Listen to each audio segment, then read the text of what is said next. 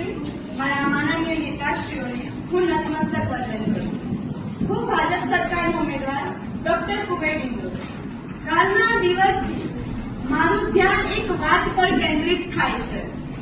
વિપક્ષના નેતાઓ દ્વારા સતત એવું કહેવામાં આવે છે કે આક્ષેપ લગાવવામાં આવે છે કે તમે કર્યું છે શું, ભાજપ સરકાર શું કરી રહી છે.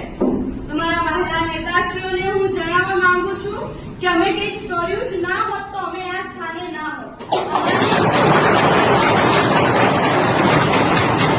તમારી જગ્યાએ તમે હોત અને તમારી જગ્યાએ અમે હોત. કહેવત છે કે ગાયથી સાસરે જાય છે ને ગાયને શીખામણ આવે.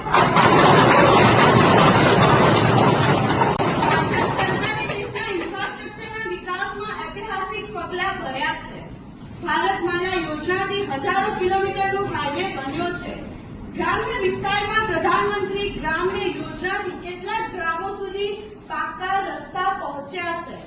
રેલવે ક્ષેત્રે વંદે ભારત ટ્રેન અને બુલેટ ટ્રેન જેવા આધુનિક પ્રોજેક્ટ શરૂ થયા છે. ટૂંકમાં એટલું જ કહેવા માંગીશ કે ભાજપ સરકાર એ